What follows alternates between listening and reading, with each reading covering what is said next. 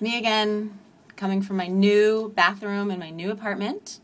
So the lighting's not like that great. I look a little weird. And don't mind the no makeup.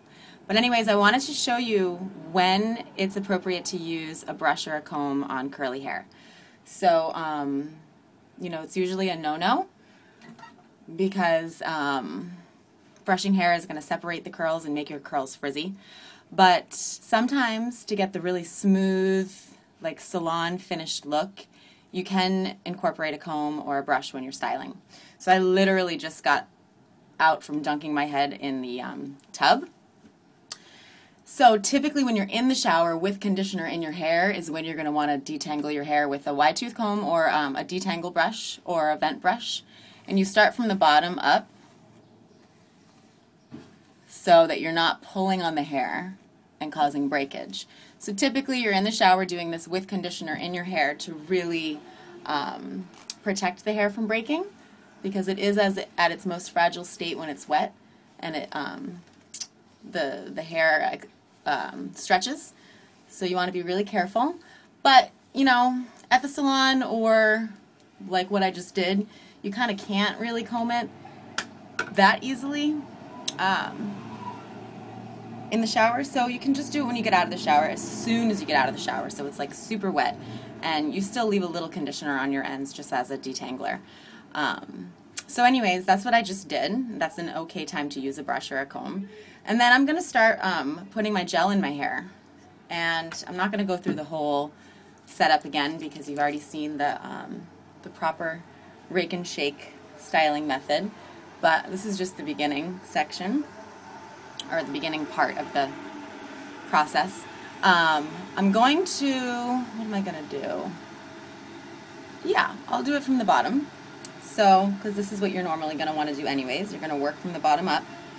But you can always pre-section the hair, which is what I was considering doing, which is sectioning off the top first, and then doing all your other sections. No, I did not just grab that comb from my plant, or that clip. It was somewhere else. It looks weird. Anyways, random. The gel. Okay, so basically I'm going to start with this bottom section, and we're going to put that quarter size amount in, and we're just going to rake it through. So sometimes you can feel that the fact that you've already detangled your hair, it still might be a little tough to get through with the gel. And then you might notice that when you go to do your rake and shake, you know, you're raking your fingers through to get a good grip so that you've got that separation in between your fingers. But sometimes some of the hair kind of like catches. And you can sort of even see right in here where it's like my kinkier part of my hair, where it's like really, where it really expands and it's really curly. And in through there is where you'll sometimes get that separation. So to get a really smooth, like professional, salon-friendly styling look, finished look, you can put the gel in, rake it through, and then I'm going to comb right on top. So you really smooth. Basically what happens is you're smoothing those little baby hairs that get stuck in between that can sometimes frizz out. And then you go right over it, rake it, shake it. So I typically get a little fancy, and I do this throughout my process. And I also notice as a stylist doing my clients' hair, a lot of clients who have a really fine texture and who are really heavily highlighted, especially on the top section. I'm going to show you, I'm just going to separate the rest of the hair and get up to that top section and show you something. I'm just going to clip that in the back because I can do this in my sleep.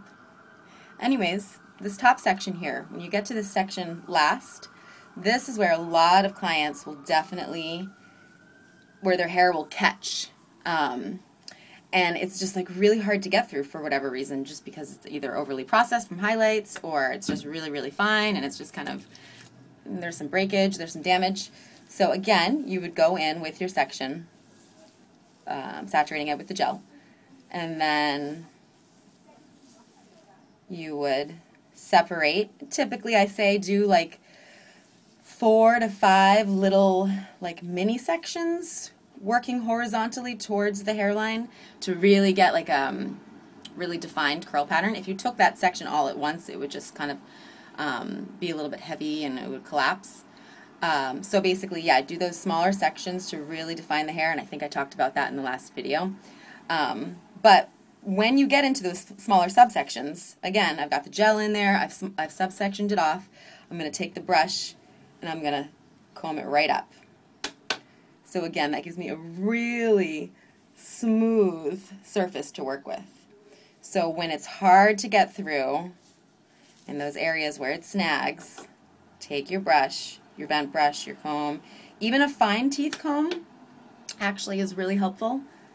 And then you can see, I mean, it's like super smooth when I do that rake and shake. I know the lighting is not that great in here, so it's a little backlit, but you can get the gist. See? When I get to that front section, I'll probably section it one more time just because, well, no, I don't need to section it one more time. Kind of do it by feel. But again, smoothing it and then raking it. Okay? So just a little tip, you know, always refining your hairstyling techniques and always just practicing. I mean, geez, I didn't get the gist of this until I even became a hairstylist, so it takes a really long time.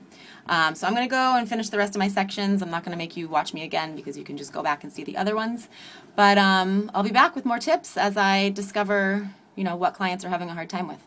So hope you enjoyed, and feel free to email me, text me, whatever you need to do to ask me some questions, or just come see me in the salon. Okay, great. Have a good day. Bye.